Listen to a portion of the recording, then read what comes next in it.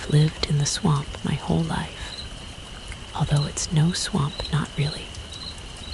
The locals call it that because it feels like one. Always damp, always gray. The air sticks heavy with salt, and mist so thick it wraps around your skin like an unwelcome cloak. The clouds never leave, and the rain never stops. Mold creeps on the walls, on the boats, even the old wooden houses, hungry like a quiet, unseen enemy. The swamp is forgotten by most.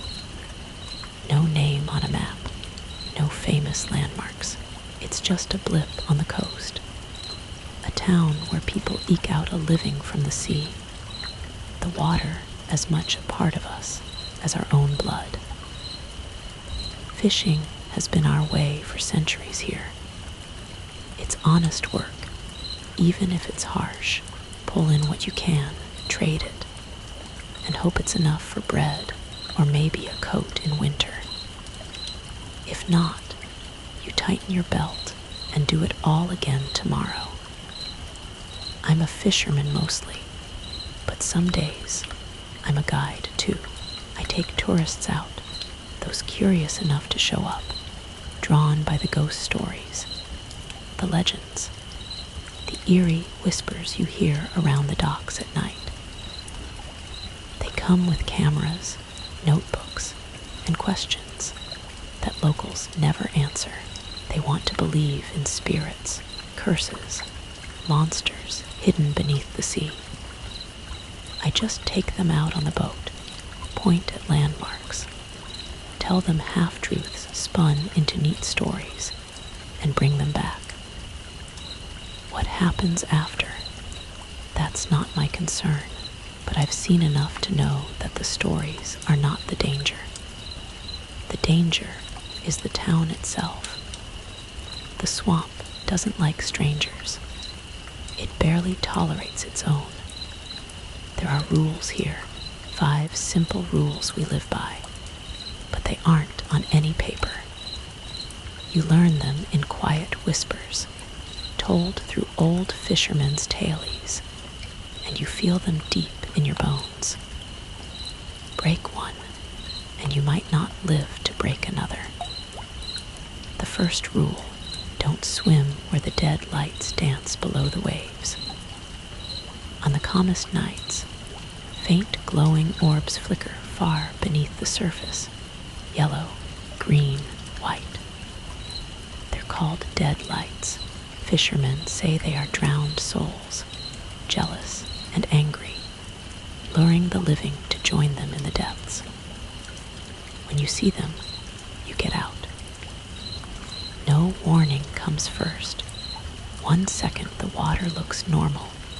The next it burns with those ghostly lights. If you don't leave, you won't leave at all. No one has to tell the children. They know better. They don't play outside after dark. The fishermen steer clear of the western stretch of water near Salt Rock. Nobody explains why. You don't fish those waters, not out loud. Which brings me to rule 2. Always carry wax in your ears when passing Salt Rock. It's a burial ground for broken boats and lost souls, sharp rocks below that tear vessels apart. But worse than the rocks are the sirens. Not pretty nymphs singing for sailors. No, these sirens hide in the fog. Their song a low hum you feel in your bones before you hear it. The sound creeps in like a lullaby, soft and beautiful, till it pulls you in, boats smashing on the jagged teeth below. That's why we use wax. Every fisherman swears by it. It plugs the ears and dulls the song, just enough to keep us breathing. Without it, you become another wreck. Sometimes tourists come, ignoring this warning. There was a man once, a skeptic, waving money to get close. He never came back. His boat returned empty, tied to the dock, whispers trailing behind it, but never his voice. Rule 3 is for the fishermen. Check your ropes. You might think a rope is just a rope, but out here, it's your lifeline, your anchor, and your guard. Ropes fray, knots loosen, but it's worse when they're gnawed through clean, marked with jagged teeth. We call them rope biters, unseen creatures of the deep that sneak in and ruin your gear. My uncle once spat on his knots, swearing it would keep the biters away. I check my ropes twice, sometimes 3 times, every time I set out. Rule 4 is the salt line. It doesn't happen often, but when it does, the sea burns the memory into your mind. On foggy days, a thin white line stretches across the ocean, like someone sketched a border with chalk. Cross it, and you're in another world, one without return. Boats have vanished there, crews spotted waving from drifting wrecks, but no one dares go near. The pale figures move wrong, like shadows caught between worlds. If you see that line, turn around. Ignore anyone waving from beyond it. They're dead, even if they don't know it yet. I've seen the salt line once. That morning, I spotted that shimmer, a ghostly boundary cutting through the water. My hands shook as I reeled in my nets and fled. On the way back, there was something in the fog, a shadow of a boat near the line. I didn't slow down to look closer. The others just nodded when I told them. It's an old warning, passed down like inheritance. Never cross. Then there's Rule 5. Never, ever go near the lighthouse. It stands alone on a barren island, black against the horizon, with nothing living on it. No trees, no birds, no signs of life. The lighthouse was abandoned long before I was born. No keeper, no boats. Yet sometimes, late at night, its light turns on, scanning the fog, searching, calling out.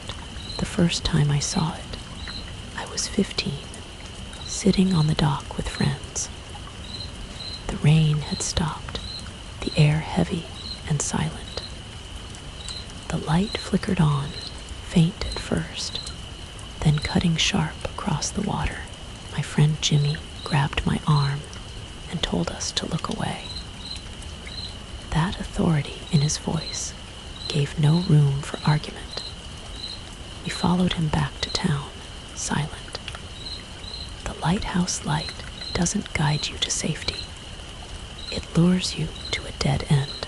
People who follow it don't come back. Tourists think it's romantic or a mystery to solve, but it's a curse. Couples who rowed out vanished, leaving empty boats to drift. We found a man who camped there once. His boat washed ashore, but not him. Just a flashlight, dead batteries lying in sand. Sometimes, if you watch closely, you'll see strange things scattered on the island. A red backpack, a pair of sneakers, a hair comb, belongings of those who disappeared there. Ghosts in a place forgotten by the world. I don't talk about these rules much. Tourists come and go, and most don't believe a word, but I've learned the hard way that this town, this sea, and these rules are real. They are alive, and they don't care if you choose to listen. I'm just a fisherman, a guide, but the town's whispers caught me one day, and I learned the cost of breaking the rules.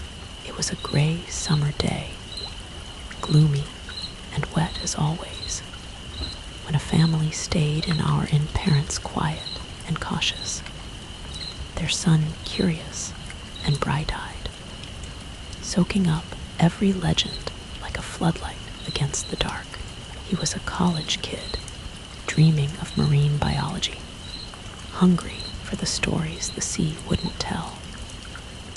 And it was his curiosity that led him into the town's shadow. The boy vanished. They found a note saying he'd gone to Salt Rock.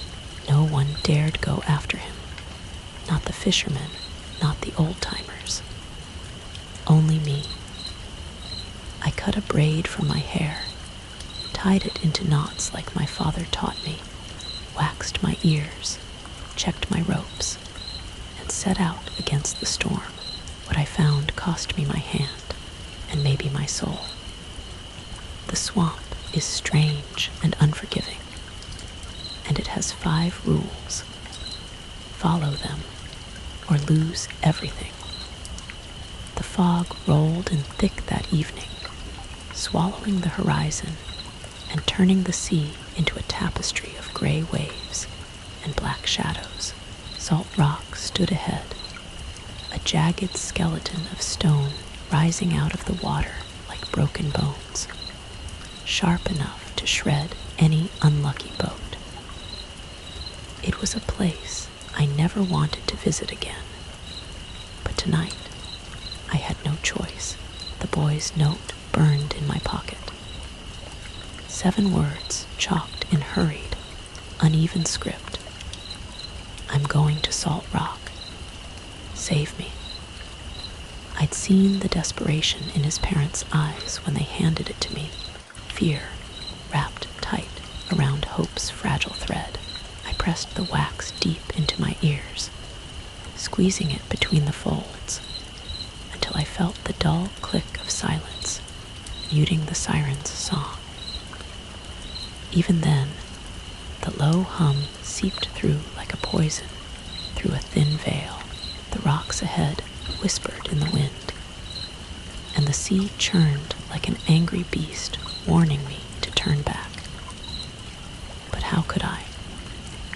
A boy's life was at stake, young, reckless curiosity trapped where no one dared to go. The engine thrummed beneath me, a steady heartbeat in the vast gray expanse. Every wave slapped against the hull like a warning. I kept my eyes on the jagged line of Salt Rock, but my mind was elsewhere, on the boy's bright eyes, his questions, and the way he laughed off the warnings like they were tailies for children. I gripped the wheel tighter. My left hand knew what to do, steady and sure, despite the absence on my right. The metal hook shone cold beneath the overcast sky, a reminder of what the sea demands when you break its rules. The wind tore at my hair, the spray stung my face, and somewhere in the distance, the faintest glimmers of dead lights flickered under the water, yellow, green, and white like drowning stars. The tailies said they were angry souls, jealous for the living. I didn't want to test their truth, but tonight I had no choice. Pushing past the rocks, the water grew ominously still around Salt Rock's jagged edges. Dozens of shipwrecks dotted the sea like broken toys, the splintered remains of fishermen and wanderers who didn't listen to the whispers. The water between the wrecks pulsed with a cruel silence. I called out the boy's name into the thick fog, my voice swallowed instantly by the roaring sea. No answer came but the wind. Then it happened, a soft shimmer of movement just beneath the surface. A tail, a wing. Something flickered quickly in the shadows, then vanished like the last breath father's old words rang in my ear about offerings to the sea. Something to give so you don't lose everything. I pulled a knife from my belt, cold steel glinting in the dim light. If the sea wanted a toll tonight, I had to be ready. I reached for the knotted braid of hair I'd cut earlier and tied it to the railing, then whispered, "This is all I have. Let him be safe." The hours slowed to a crawl as I scoured the rocky shores and the inky depths. The siren's song tried to seep into my mind, a haunting melody that promised peace if only I let go. The wax dampened its edge, but every second felt like a battle between my grit and an invisible force pulling me under. Suddenly, a faint knock against the boat's side, a dull, soft thud. My heart leapt. I leaned over and spotted a piece of driftwood bobbing gently. Etched into its surface, jagged and deliberate, was a single word, hand. The meaning hit me like a tidal wave. The sea wanted a sacrifice, a price paid in flesh, no substitute, no mercy. Pain blossomed in my chest. The boy's pale, struggling face flashed before me. Time was running out. There was only one choice. With trembling fingers, I drew the knife and pressed it just above my wrist. The cold blade bit through skin and sinew, burning a fierce line of agony across my arm. Blood dripped hot onto the deck, mingling with the salt spray as the sea swallowed my hand whole. The pain was blinding, raw, but I didn't falter. Knotting the rope tightly around the wound, I steadied my breath against the crashing waves. Then, silence. The sea held its breath, and so did I. A splash broke the stillness. A pale hand emerged, clawing at the hull. And then, the boy.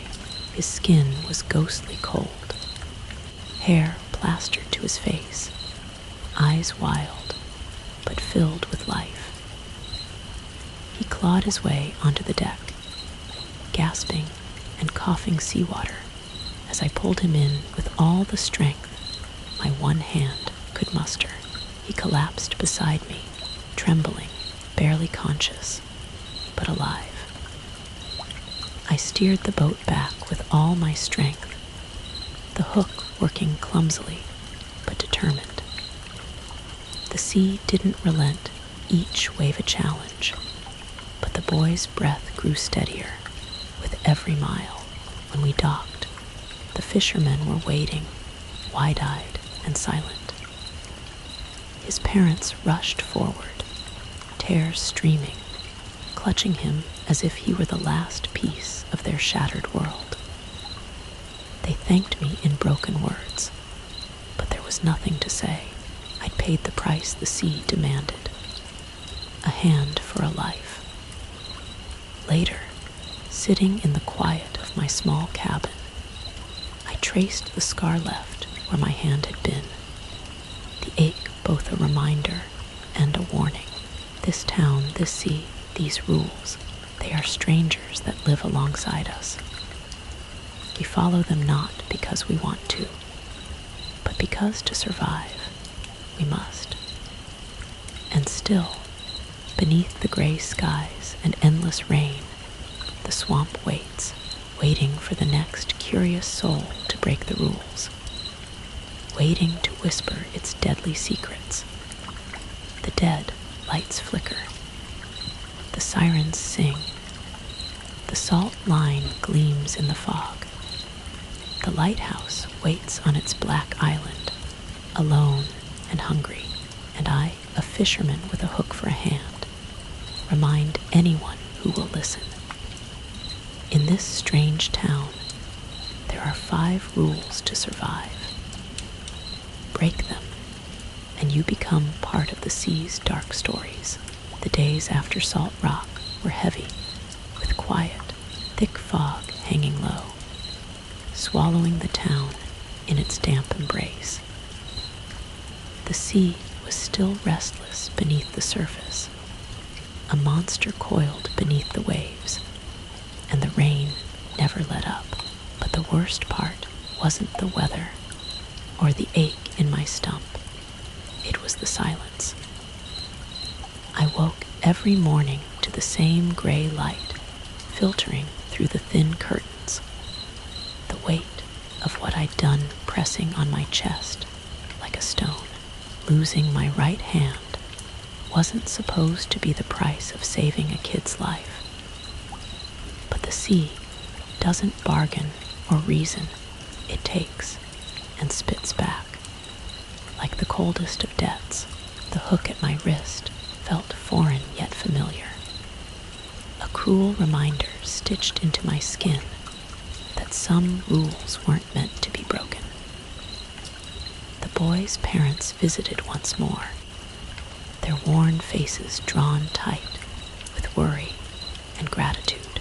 The mother's eyes were pools of tears, unable to say more than a trembling "thank you," while the father nodded silently, respect mingled with regret. We shared no more words. Some debts don't have notes or prices.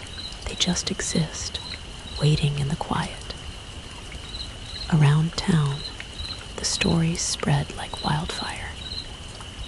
The Captain Hook, they called me both a joke and a warning. Kids dared each other to approach my boat, curious about the metal curve where my hand had been. I let them call me that sometimes, wearing the nickname like armor. But the town didn't feel the same. The fog deepened, swallowing the docks and seeping into my bones. Fishermen spoke in hushed tones of strange sounds off the coast. Nets snagged on something unseen. Ropes found gnawed through as if by sharp teeth. Rule 3, the rope biters, had stirred. Every morning, I inspected my lines twice, fingers tracing their worn fibers, watching for signs of the jagged teeth in the shadows beneath the waves. I wasn't alone. Other fishermen grumbled about their nets, traps disappearing, ghosts of the deep on the move again. One night, thick with rain and the howl of wind, the siren's song drifted faintly from Salt Rock. The hum wrapped around the dock, sweet and terrible all at once. Even with wax in my ears, the melody seeped into my mind, whispering promises I fought to reject. That night, sleep didn't come. I sat on my boat, gripping the wheel, the salt-touched air heavy with warning. The lighthouse light came again, piercing the fog like a blade. It danced across the water's surface, searching, beckoning. I thought of the strange belongings left scattered on that dead island. A red backpack, worn shoes, a yellow notepad. Remnants of those lured by its false safety. I wanted to look away, but something rooted me there, the beam cutting deep into my soul. There was a loneliness in that glow, a hunger that didn't burn away with distance or time. The salt line wasn't far either, a shimmering scar on the ocean, hard to see, but impossible to ignore. It stretched like a barrier between two worlds, and I wondered what waited on the other side, the dead boats, pale figures, the unknown. The town whispered warnings, but no one wanted to talk openly.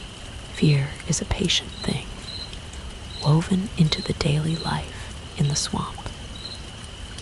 It hides beneath rain and salt, melting into the grains of sand and the creak of old boats. 2 weeks after the rescue, the boy's postcard arrived, an unexpected lifeline from a place beyond the fog and mist. A simple card, the words scrawled in neat handwriting. "Thank you, Captain Hook. I'm alive because of you." Relief smeared over me, but it was shadowed by unease. The sea's cost was paid, but its whispers grew louder.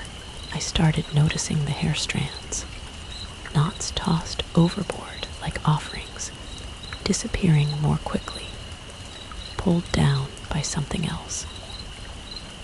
The old fishermen nodded to each other, speaking of the sea's hunger, how giving a piece of yourself was never truly enough. My dreams turned dark, filled with cold water dragging me down, fingers clawing at my clothes, the echo of siren songs. The town moved on, as it always does, but I couldn't shake the feeling of eyes watching from beneath the waves. The rules were clear: you follow them, or you don't survive. But sometimes, survival meant sacrifices beyond what the stories told. And the swamp was watching me now. The swamp was no longer silent. A restless energy pulsed beneath the rain and fog, like the tide preparing to surge. I could feel it in the salt-laced air, heavy and charged, and in the shifting shadows that crept closer each night. The lighthouse lit up again, carving its cold, eerie beam through the dense fog, sweeping the water in slow, measured arcs. Sometimes, the light stopped as if it was hunting, waiting for the right moment to strike. I avoided the docks late at night, but the glow was impossible to ignore, a beacon for something not human. The stories from the fishermen grew darker. Shipwrecks near Salt Rock became more frequent. Nets were torn apart, ropes found inexplicably severed, worse than ever before. The rope biters were no longer whispers, they were a threat. One evening, an old fisherman who had lived here longer than me came to the bar. His voice cracked as he spoke of figures seen on the salt line, ghostly crews that waved, but never called out, pale faces with eyes like frozen seas. He warned me that the boundary was weakening, and things from the other side were slipping into our world. I thought of the boy, alive because of sacrifice, but at what cost? The sea took my hand, but what else did it want? What claws were waiting beneath the surface, pulling at the threads of reality? The town's heartbeat quickened when a terrible storm rolled in, battering the coastline with fierce winds and crashing waves. The lighthouse shone brighter than ever, its beams slicing through the chaos like a blade. That night, I found myself drawn to the docks despite every warning. The air was thick with salt and fear. The siren's song was louder, seductive, and I could swear I saw shadowy shapes drifting just beyond the waves. I stood at the edge of my boat, the hook of my lost hand resting heavy on the wet wood. The sea was a wild, churning beast, yet beneath the turmoil, an unnatural calm lingered. Then, from the corner of my eye, a flicker beneath the water. Dead lights, swirling like stars twisted underwater, glowing brighter than I'd ever seen. I pressed wax into my ears, tightened knots on my ropes and whispered a prayer to the restless sea. The lighthouse beam paused on me, and for a breath, I felt the cold weight of something watching. I knew then that the swamp's 5 rules were not just ways to survive. They were the bindings holding back a darkness that wanted to swallow everything whole. The question was how long they could hold. The storm hammered the swamp with a fury I'd never witnessed before. Roofs rattled, tides surged, and the lighthouse beam cut through the tempest like an accusation. Most nights, the rules kept us safe, each one an anchor against the unknown. But tonight, something in the air felt broken. An old promise snapped in two. I sat in my small cabin, the oil lamp flickering as winds howled against the warped glass. My hook clinked against the wood table. Sleep was a distant thought. Fear, however, was intimate and close. A frantic knock shattered the quiet. I opened the door to find Jimmy, my childhood friend, face drenched, eyes wild. "They're gone," he stammered. My brother and his crew, their boat. It was swept past the salt line in the storm. Each rule flashed in my mind. That line was a boundary, a grave. Crossing, it was an invitation to vanish. Jimmy's eyes were pleading. He wanted me to save his brother, to do the impossible. "You've seen the lights," I whispered, voice trembling. "We know what waits across that line." He shook with desperate hope, clinging to any spark. "We need you. My brother trusts you. Please." The wind nearly tore the door from its hinges.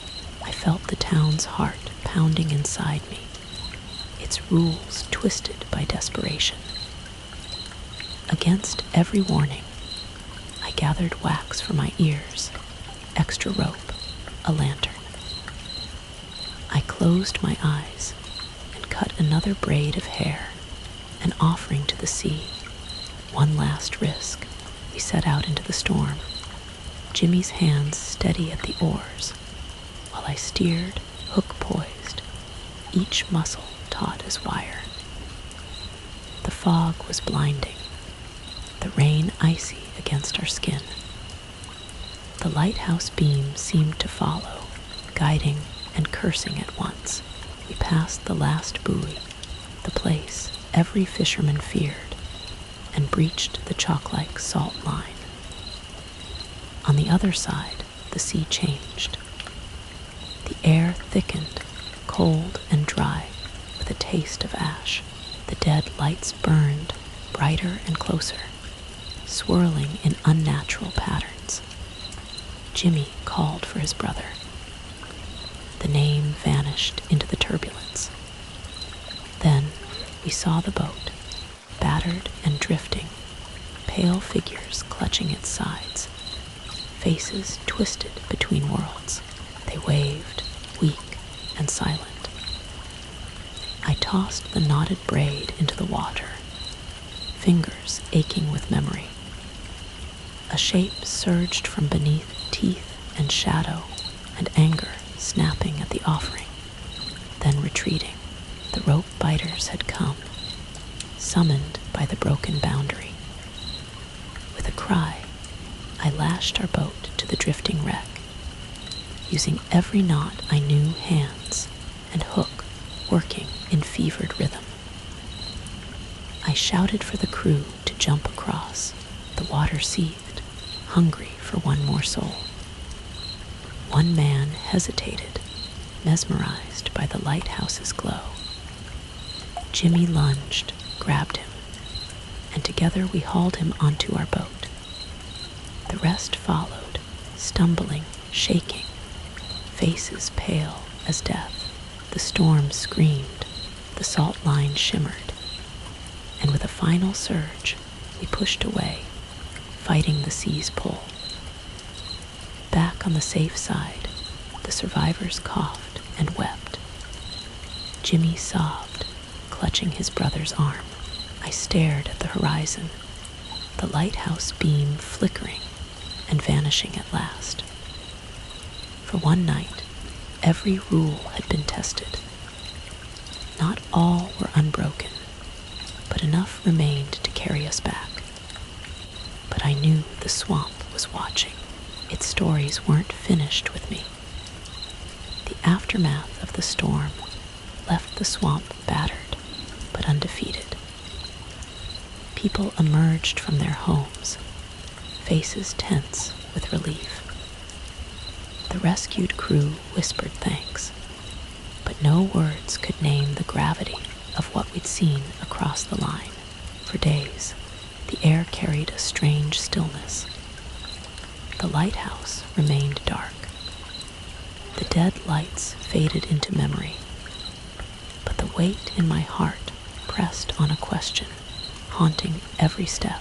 How much can a person give before the swamp decides it's not enough? One evening, as dusk painted the sky bruised purple, I wandered to the docks, hook heavy at my side. Old men gathered, retelling stories, remembering losses, and honoring survival. Their voices hummed with caution and quiet celebration. I watched the water, now peaceful as glass, and felt the ache of my missing hand, a permanent mark that bound me to the town's secrets. The boy I once saved came by, older now, hope restored in his eyes. He touched my shoulder, gratitude and sadness mingling between us. "We survived together," he said quietly. "The rules are not just yours. They belong to all of us." I nodded, letting his words settle deep inside. The burden lightened as the swamp itself seemed to breathe, accepting my sacrifice for now. But I knew the stories would continue. The 5 rules would echo in every whispered warning. The lighthouse would wait for its next victim. The sirens would sing. The salt line would gleam in the fog, and the rope biters would lurk beneath silent waves. As night wrapped the town, I left a new offering, a braid of hair, and a prayer set afloat on calm water. For the time being, I had outrun the darkness, wrestled with the town's sorrow, and survived by the rules. This place was strange, cruel, and wild. It forced those within to pay dearly for every miracle, every act of courage. But as long as the rules held, there would be hope, even in the gray, the mold, and the storm. A sliver of brightness remained, a promise that, despite all the odds, we could survive. The swamp whispered quietly, and the rules remained etched across every heart, every wave, and somewhere in the fog, the light waited, not to haunt, but to remind us we survive together. We survive together.